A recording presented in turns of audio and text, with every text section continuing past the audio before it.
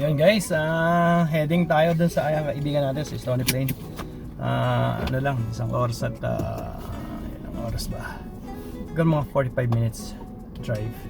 So sana magustuhan niyo yung yung ating dadaanan yun mga mga field yun, mga talagang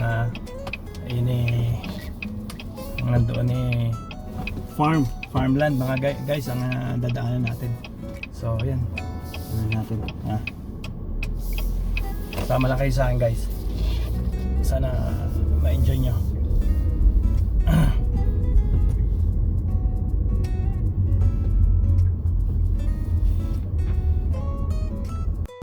Ayun, back online na guys. Ito yung Stony Plain Road heading to Stony Plain and Spruce Grove County. Ito yun. Ayun.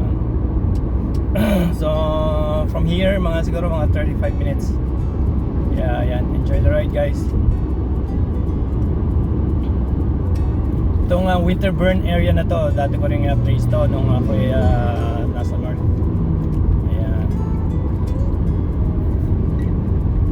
Marami talagang crazy driver dito. Kung mayroong mga crazy driver dyan sa Pilipinas, dito napakadami din. May mga tama sa ulo.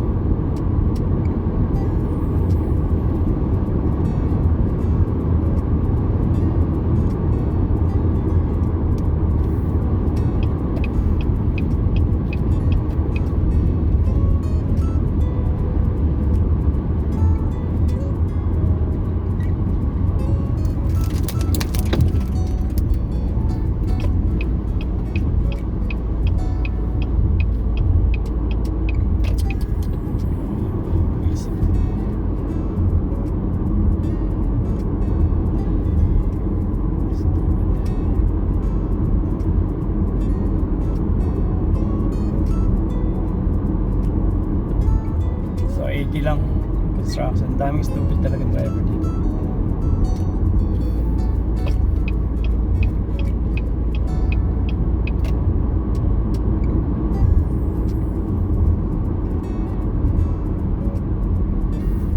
Hindi tayo maki-speed kasi 80 lang eh.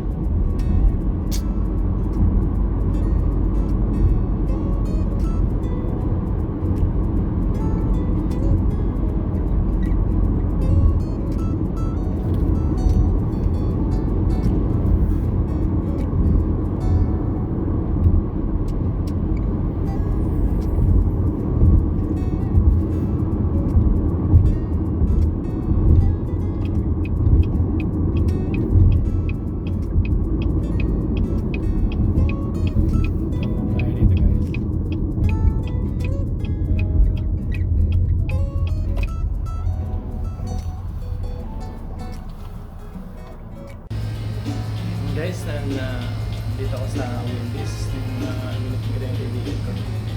Kaya marami sila karamihan dito mga Pinoy na nagtatrabaho sa Wendy's. Makikita sa kanya guys yung kanyang car market. Sa Wendy's sila nagtatrabaho. Kaya sabi ko sa inyo guys, kahit sa Wendy's kayo nagtatrabaho kayo, sigurado yan. Makakakuha kayo naman sa pakita ko sa inyo guys. Hey guys, my friend here, Jam. Hey. So, pakita ko sa inyo guys yung sasakyan ni Pare Jam. Na makita niyo yung sasakyan niya. Yung sinasabi ko sa inyo kahit anong trabaho niyo dito. Pagdating niyo dito guys, pwede kayo pumunta agad sa sasakyan. Ayan, pwede ba sa bigaran pagka. Si pare ko, itinan mo sa sasakyan niya. Pakita ko sa inyo mga dito. Sabi mo, hi ka kay Bel. Bel, basta. Pare ko, basta.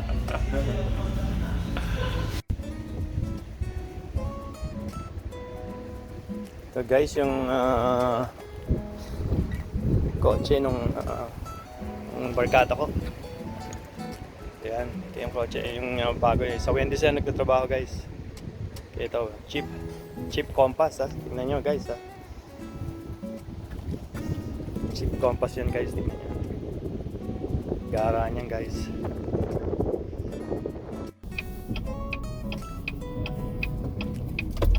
Ayan guys, galing na tayo dito sa ating barkada.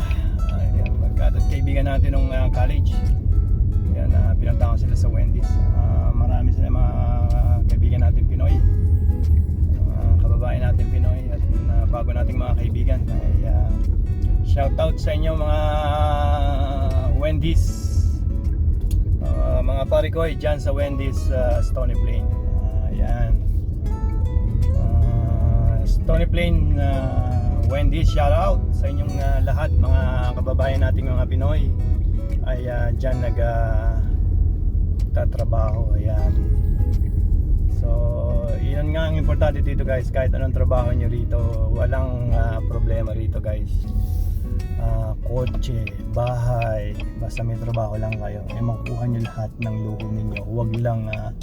Wag lang Ferrari. Napaulit-ulit kong sinasabi sa inyo.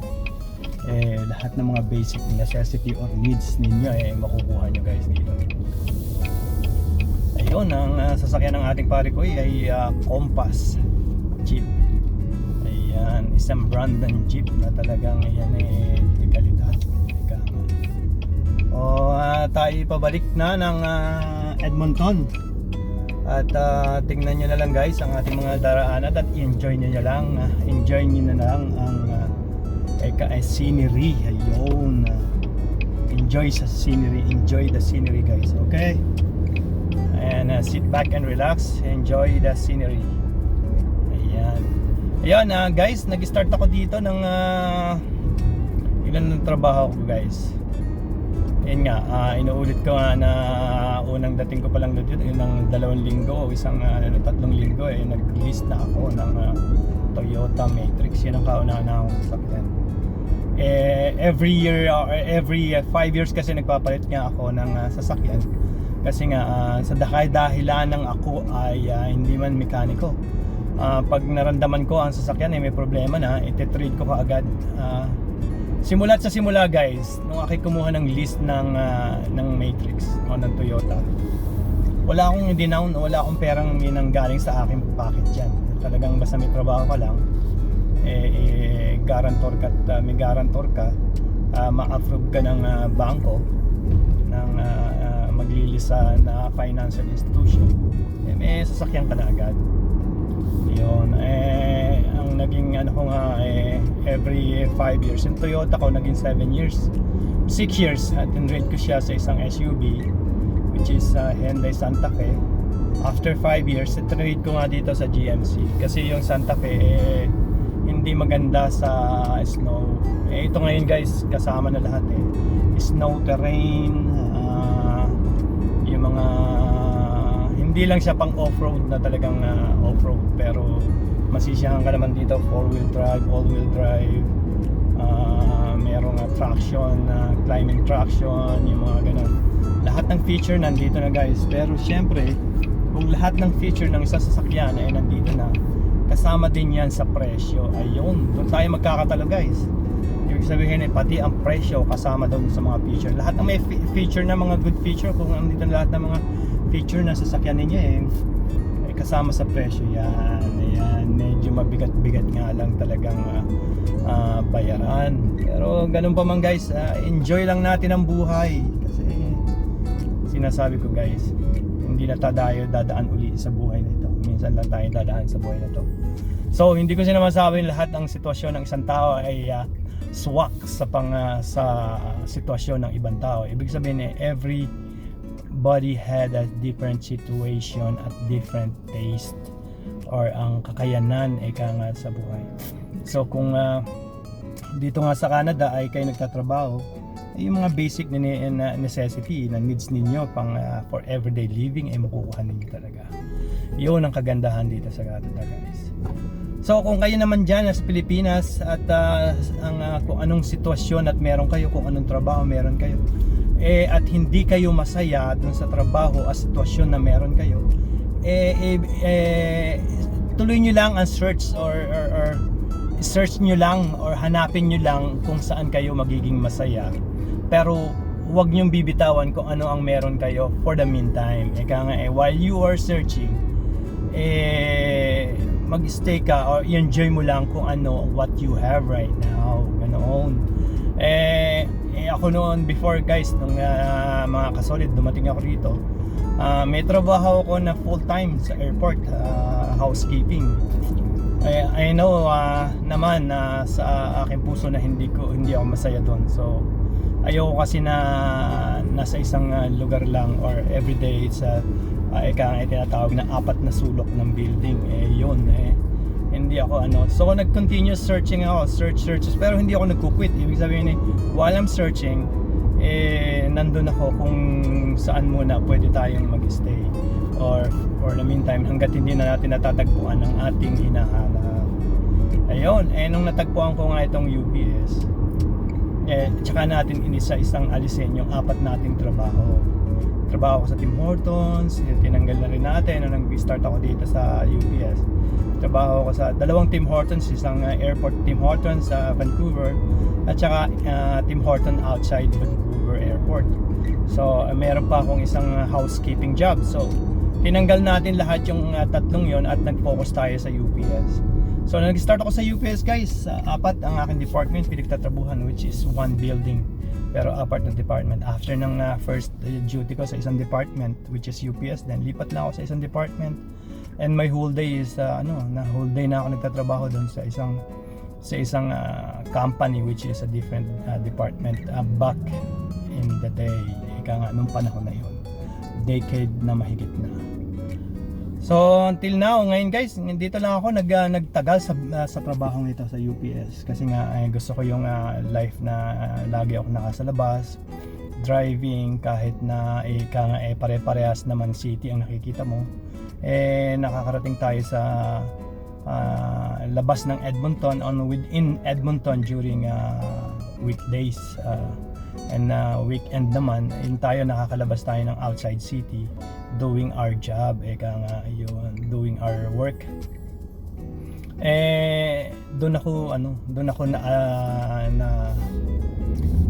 naging masaya, hindi naman masaya, yun ang aking nakaginawaan o nahinanap na ng aking katawan, yung ganong sitwasyon. Kasi nga guys, computer science ako dito guys. Nag-start ako magtrabaho as a computer technician sa isang dito sa Spruce Grove. Dito mismo sa lugar na to guys, dito. Right now, Spruce Grove to Stony Plain guys, yung pinanggalingan natin sa Wendy's. Ngayong mismo sinasabi ko right now is ito ay Spruce Grove. Ayan, dito ako sa King Street nagtrabaho. Ayan, King Street, dito mismo King Street guys, nakita niyo yan. Diyan ako nagtrabaho sa King Street sa may Bandaron, isang building diyan. Ang ginagawa namin guys ay nagkakabit kami ng local area network or LAN sa isang building. Mostly ang trabaho namin ay ang mga namin dati, company namin pinagtatrabahuan ay mga dealership. Yan yung mga Spruce Grove dealership dito, meron. Kami mga nag-install ng mga multiple monitor kasi kailangan nila yung mga multiple at triple monitor sa isang computer. At naglalagay din kami ng mga connection sa loob ng building, yung mga tinatawag natin local area network or LAN. Yan yung LAN.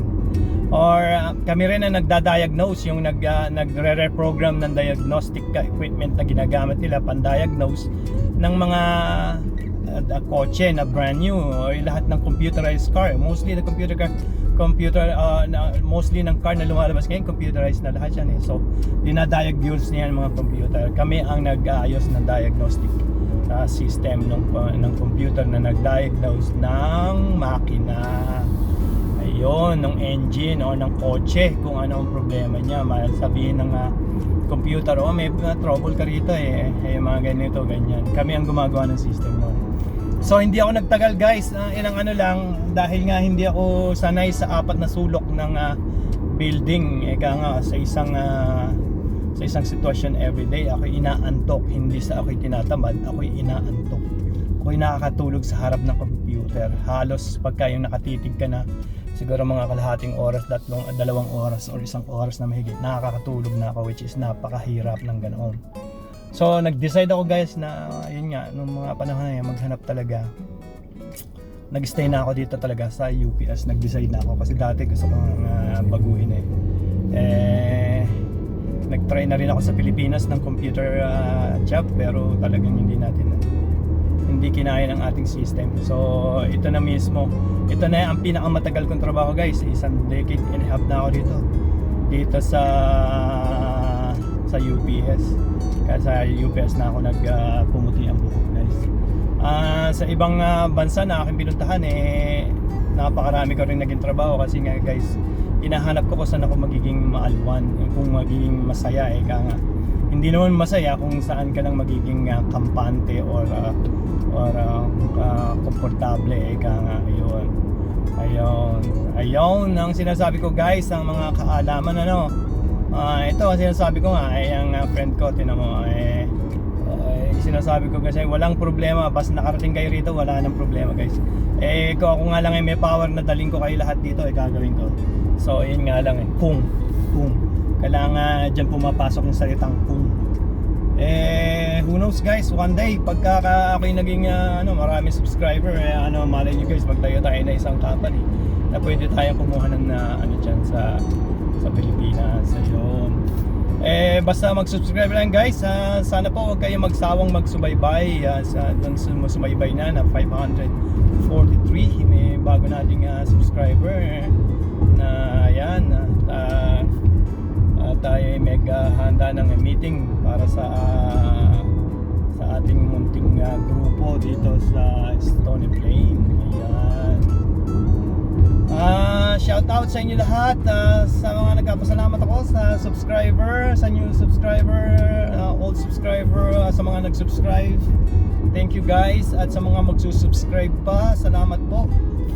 Salamat po at mabuhay po tayong lahat. God bless us all. Panatilihin ang ating kalusugan, bantayan ang alagaan ng pamilya, and then maging masaya tayong lahat at maging masaya muna kung ano meron tayo sa ngayon at patuloy nating saliksikin or hanapin kung saan tayo magiging masaya. Ang importante lang siguro guys sa buhay ay talagang pinaka-importante ito siguro guys, hanapin natin ang ating kaligayahan o ang kasiyahan kung saan tayo magiging masaya, as long as wala tayong tinatapakan or we're not stepping on other toes hindi tayo tumatapak sa ibang wala tayong tinatapakan. Ayun ang importante siguro guys. Ayun ang siguro importante hanapin natin ang kaligayahan o maging successful tayo sa buhay kung basta wala tayong inaapi at inaargabyado ng ating kapwa. Ayun, mabuhay po tayong lahat. Hangad po natin na tayo maging masaya at maligaya sa ating buhay kung ano man ang ating atikain at ating tinatahak. Ayun. Ito muna lang siguro guys kasi medyo mahaba-haba ng ating videos. Baka mainip na kayong panoorin ito tapusin muna natin dito guys at maraming salamat sa muli. Ang mga nag-subscribe, salamat. Ang hindi pa nagsusubscribe, please subscribe. At marami pa tayong papasyalan, lalo na ngayon mayroon tayong mga bagong kaibigan dito sa Stony Plain. Shout out sa inyo mga kumpanyero, mga kapatid, kakampi, katropa dyan sa Spruce Grove, Wendy's. Yan, hi sa inyo lahat. Paring Jam, hi sa inyo, hi sa ating mga kasama dyan. At isang araw tayo ay magmi-meeting at para sa ating bagong grupo. Mabuhay po tayong lahat. At salamat po sa lahat. Again, salamat po sa lahat. God bless us all. Please subscribe. Thank you guys.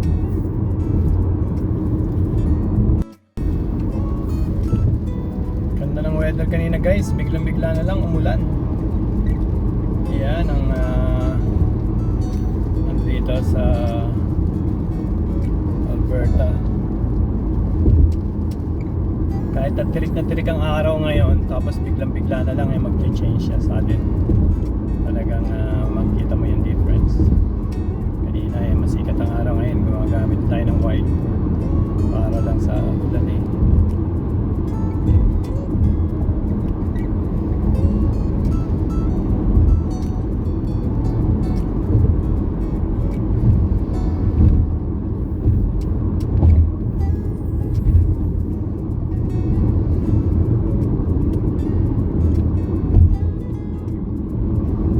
Isa palang dagdag kaalaman guys pagka winter time, ano, huwag kayong too close sa mga kasunod ninyo at doon nagsisimulang mabasag kasi yung windshield.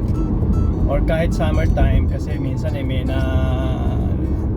mga gravel na nalaglag sa sa highway or sa daan. Pag nagulungan ng kasunod nyo at malapit kayo, tumama sa windshield nyo, sigurado crack na yun kanina guys, kung makita nyo yung video ko mamaya, meron akong nakasunod, medyo close ako, so nasagasaan niya yung tambak na putik, yung dry na putik. May mga mga batong maliliit, may granula na maliliit, so tumama sa windshield ko, buti hindi nag-crack, pero merong ukit, may ukit yung windshield tsaka yung hood. Kaya ang 3M dito guys, pagka bumili kayo ng brand new, pag umutang kayo ng brand new, yun, bili pag umutang kayo ng brand new car na ganito, tatanong nila kung hindi naman nila tatanungin, isasama na nila sa deal yung 3M, which is libo-libo rin yun. Yung 3M ko guys, umabot ito ng mga 3,000, 2,000 mahigit 2,000, almost 3,000 guys, almost 3,000 Canadian, yung 3M pa lang yun. Yung panlagay sa hood na sticker, yung transparent na 3M kung tawagin nila, para maprotektahan yung hood ninyo. Kasi yung isang SUV ko na Santa Fe, maraming tama ng chips, yung mga batong maliliit. Ika nga yun, marami ng dent, marami ng pingkog, dent siya na kasi lalaki ng piece size, yung corn size na butil ng mais. Ang dami ng pingkog dahil sa highway, yung driving ko highway, minsan yung nasa unahan mo tatamaan na yung makagulong ng bato, tama sa hood mo, pingkog yun pagka mabilis kasi depende sa speed mo So yung speed nung bato na pagtama sa'yo at saka yung speed mo at nagsalog mo talagang pingkog. Common na rito guys yung mga windshield na crack windshield, yung hati sa gitna, kaya nga spider crack, yung mga ganon, or crack ng middle split. Crack lang siya pero hindi naman nag-i-split kasi double yung windshield, kasi double mirror, glass kasi yan yung windshield. So yung first layer, crack na yung first layer na yun, yung second layer hindi naman nagka-crack pa. Pero pagka matindi tama, even yung second layer, first and second layer, mag-crack yan. Masasalat nyo na sa loob na may crack talaga siya. Pero usually nagka-crack lang yung first layer ng windshield. Kaya mahal pa ng windshield guys, $300 agad yan, depende sa klase ng sasakyan. $300 agad. Dati mayroon akong crack sa windshield na yung aking Hyundai Santa Fe. Yung ginawa ko lang kasi gusto ko original so pina-repair ko lang sa nagre-repair, 6 inches lang o 8 inches lang siya, umabot siya ng $210. 8 inches na crack lang yan meron yung kaya napakalaking business dito yung windshield dito sa Canada. Every winter yan, lalo ang mga yung mga pickup, ang bibilis kasi ng mga pickup talagang yun hindi mag-drive tong mga truck na pickup na to, talagang parang wala nang bukas yan ang yan. Malupit dito guys, kahit winter yung mga truck na yan, parang wala nang bukas yung mag-drive yung mga yan. Dito pa namang winter guys, pagka nag-drive ka mahina-hina ang mo, kahit malakas doesn't matter ang brake mo, kay baro-baro mag-drive pag winter, isa lang ang babagsakan nyo, hukay lang ang babagsakan nyo, or aksidente kayo, hukay din ang babagsakan. Ang winter dito guys, hindi talaga hindi advisable. Kailangan talagang ikaw parimbado, nga mag-drive sa summer, maging maginoo ka pagdating ng winter, at talagang wala kang kakahinatnan pag gano'n. Yun ang talagang dito sa winter. Ito guys, malapit na ako sa sa home base. Ano tayo? Southgate tayo pupunta. So guys, puputulin ko na rin ang video. Tapos na rin ang videos nito na yung friend ko nga na puntahan ko kanina. So tapos na yung video na yun. So nakatatlong video tayo ngayon, ano? Yung church, yung feeding program, at saka ito si pare ko sa Stony Plain. Again, maraming salamat po sa inyo muli at ako'y nagpapasalamat muli at tayo magkikita-kita uli sa susunod kong video. Bukas naman holiday nga dahil Canada Day. Kung tayo bibigyan ng magandang panahon bukas ay makapanood tayo ng fireworks at kung paano nila sineselebrate ang Canada Day. Ayun, magka-Canada Day activities kung anong meron. Alam ko sa legislature guys, kung pag pinahintulo tayo ng magandang panahon na ilalabas tayo ipapasyal ko kayo kung ano ang itsura ng Canada Day celebration dito sa Canada. Okay, once again guys, I invite you to subscribe. Please subscribe at salamat po sa mga nag-subscribe. Ang hindi pa, please subscribe. Mabuhay po tayong lahat at God bless us all. Salamat po.